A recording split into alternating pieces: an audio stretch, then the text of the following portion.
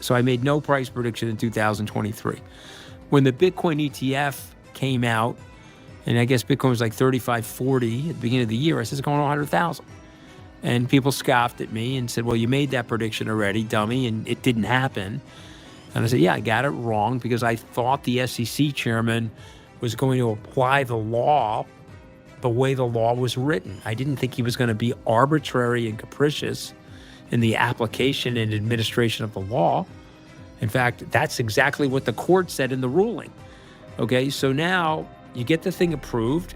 It's at 100,000. There's going to be a supply shock, Ryan. And so there's no reason why this can't trade to 200,000 over the next 12 months. Bitcoin is poised for explosive growth, with Anthony Scaramucci predicting it could hit $200,000 within the next 12 months. The approval of the Bitcoin ETF and rising institutional adoption are driving momentum, potentially triggering a supply shock. Scaramucci sees no reason why Bitcoin couldn't reach this milestone soon. Stick around for more insights from him. It's funny, Trump is not that we're talking about astrology on your podcast, but Trump is a Gemini, right? So he's a twin. He's got two people in one body, right? He's got the evil bad twin, and then he's got the good twin, right? And so you get a mixed bag with the guy. And the stuff coming out on crypto is, I think, fantastic. I think you learn when you do these things. When I was on his transition team in 2016, you learn that personnel is policy. And so Besant, positive on crypto, understands it, wants us to be a force in crypto.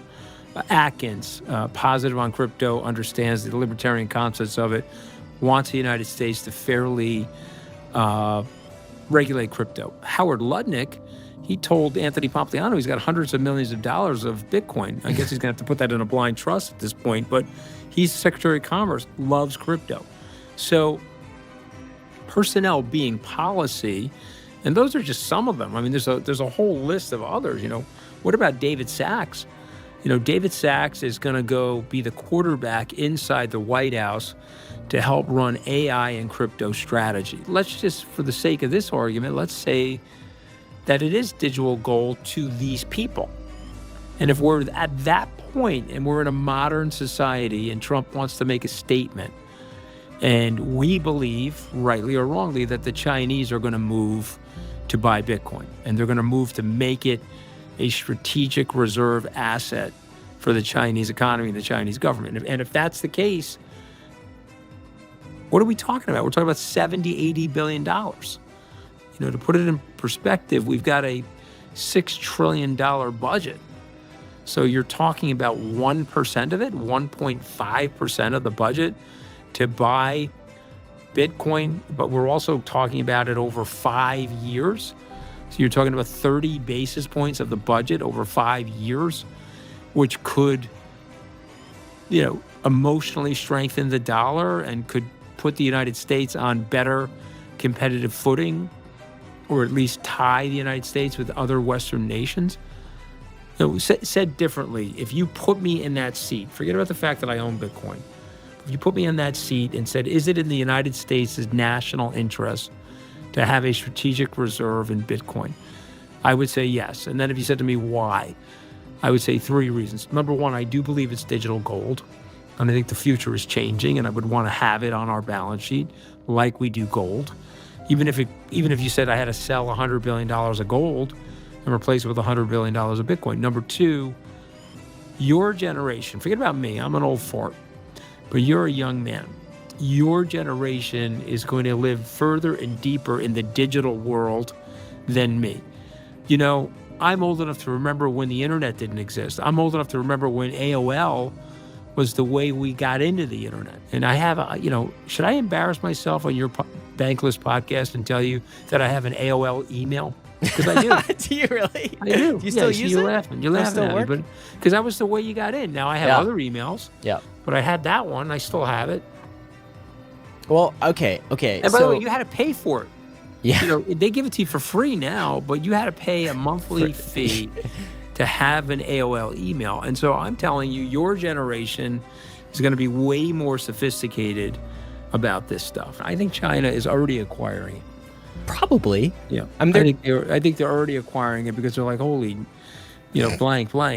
Trump is going to be long and pro Bitcoin. We kicked all the Bitcoiners out of this country. And again, more evidence about the strength and resiliency of Bitcoin. They kicked all the Bitcoiners out of the country, and 10% of the mining, Ryan, still happens in China. So to me, I don't know. I mean, look, this is the stuff I like about Trump, right? Like I said, you have a good twin and you have a bad twin in there. And the good twin is like, yeah, we're going to have a muscular defense and we're going to have a muscular national economic story. And Bitcoin could be a very big part of that for people. Also, remember, you're spending globally $7 trillion on verification of transactions. That's everything from accountants and lawyers and wire fees, credit card fees. I could take you through the whole verification economy. It's $7 trillion. If you're telling me over the blockchain that you and I can trade and transact with each other and have the network itself, the blockchain, the technology, verify the transaction for us in a permissionless and let's call it trustless way, because the network is something we both trust, it's going to unleash trillions of dollars of capital that can get deployed into more economic innovation. So the world is changing, and the world is changing for the better. There was a group of politicians in the United States that did not want to embrace and accept that change. And they got their asses kicked in 2024. They got their asses handed to them. And so if Brian Armstrong's saying, hey, fellas, you want to keep this up? We're going to hand you your asses again in 26 and in 28. And by the way, do the math. It's a very tight country, Ryan. We're a 50-50 country. If you have 60 million people that own a cryptocurrency in this country, let's say 3% of them are single issue voters. And that's a very small number. That's 1.8 million people. That could swing a Congress. It could swing the House of Representatives. It swung the presidential election. So are you allowed to curse on this podcast? Yeah, go for it. Yeah, fuck around and find out. Fuck around. Go ahead. They already did. Keep the nonsense up with all the stupidity, and let's see where it goes for you. Bhutan's GMC, Mindfulness City, has added Bitcoin, Ether, and BNB to its strategic reserves, focusing on high-liquidity digital assets and secure blockchains. With the new GMC Law No. 1 of 2024, the region aims to foster blockchain innovation and provide a solid regulatory framework for crypto companies. As more nations embrace crypto, massive growth seems inevitable. Share your thoughts below and stay tuned for more insights from Anthony Scaramucci. I have yet to meet a person of above average intelligence that does the homework on Bitcoin that doesn't go towards Bitcoin.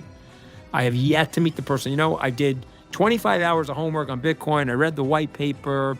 I talked to hundreds of people on Wall Street. 25 hours on Bitcoin. I hate Bitcoin. I don't want to go anywhere near it. Now, one person, Stan Druckenmiller, Paul Tudor Jones, Larry Fink himself, Abigail Johnson, do the homework on Bitcoin, go towards Bitcoin. I hated Bitcoin. You know who else hated Bitcoin? Michael Saylor. But he did. Right. Ask him. Get him on the podcast. He'll say, oh, it's a fad, it's passé, it's ridiculous. He didn't understand it. I hated it. Why did I hate it? Didn't understand it. Michael Saylor did the homework, and then when Michael Saylor got done doing the homework, he couldn't sleep. Couldn't sleep. He said, Anthony, I couldn't sleep. Once I figured out what Bitcoin was, it's like, how am I going to buy enough of this network? How am I going to do it? Okay, and I said to him, because I got there after him, I said the same thing. Now, I've done in the similar way what Saylor has done, just smaller. Donald Trump in 2018 or 2019, you can find it, Ryan. President Donald Trump as president, I hate Bitcoin. No, I remember. This, I remember when okay. this tweet dropped. Okay, all right, so I'm not making it up. And then he got educated on it. And then he said, wait a minute, I now understand it. I want to be a Bitcoin president.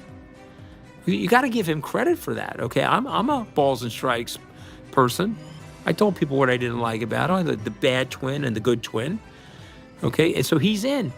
So I'm telling you, on the margin, there's going to be a legion of people this year that do that homework and get long Bitcoin. I think this is an $18 trillion asset. If it takes 10 years, so what? If I told you that you could hold this asset, it's 100,000 right now, and at the end of 10 years, it'll be worth $1 million. Go back and look at Apple, NVIDIA over the last 10 years and say to yourself, okay, we have something that's very obvious. It's right in front of us. And there are people that said, I can't buy Apple, it's too expensive, it went up 10x. I can't buy NVIDIA, it's a fad stock, it went up 15x. I can't buy Amazon. And they missed it. I'm not missing Bitcoin. And by the way, when I bought it, my clients, people wanted to fire me. You want to hear the story? I buy it in October of 2020. It goes from 17,000 to 69,000. My clients are calling me, telling me that I'm a visionary and I'm a genius. We go from 69,000. We flash crashed. I think the low print was like 12,000. I don't know if it was like overnight. It was, remember? So let's call it 15,000. We went from 69,000 to 15,000 in 22. And I had clients calling me, the very same clients called me a genius. You're an imbecile, and I'm selling out my position. Okay. First of all, I wasn't a genius. I'm not an imbecile, but I did see something. And now you go from 16,000 to 100,000. Other people now see it. And so I don't want my clients to miss it. And I don't want your podcast listeners to miss it. So that's why I wrote a book about it.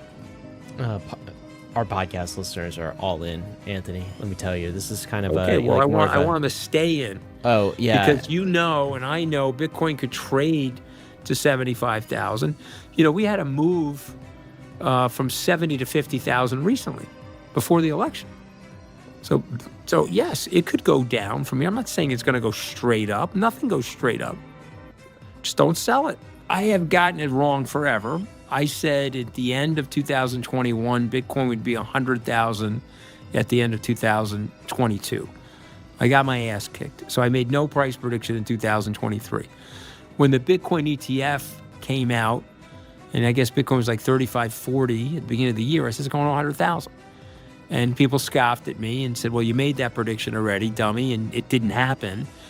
And I said, yeah, I got it wrong because I thought the SEC chairman was going to apply the law the way the law was written. I didn't think he was going to be arbitrary and capricious in the application and administration of the law. In fact, that's exactly what the court said in the ruling. Okay, so now you get the thing approved. It's at 100,000. There's going to be a supply shock, Ryan. And so there's no reason why this can't trade to 200,000 over the next 12 months. What are you worried about? I'm going to tell you what I'm worried about. You ready? I can't find anything to worry about. And that's what I'm really worried about. Not recession, not in the broader macro economy? Well, no, I think a recession would probably help Bitcoin. I think it'd be a flight to safety to Bitcoin. So I would just tell people, live below your means, buy the Bitcoin, shut it off. Fred Krueger, I think his name is, he had a great line. He says, there are two types of people. There are those that check their Bitcoin price every 15 seconds. And there are those that lie and say they don't check their Bitcoin price every 15 seconds, but check their Bitcoin. But even if you're checking it every 15 seconds, and I appreciate that, don't sell it. Lock it up. Keep your brain away from Bitcoin. The emotional oscillation of your brain that could be affected by Bitcoin's prices.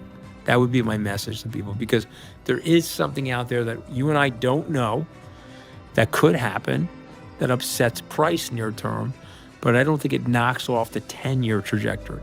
Anthony Scaramucci advises living below your means, buying Bitcoin, and holding strong. Fred Krueger adds, there are those who check Bitcoin's price every 15 seconds and those who lie about it. The key is staying calm during price swings and focusing on Bitcoin's unstoppable long-term potential. For guidance in the crypto world, thanks for watching and see you in the next video.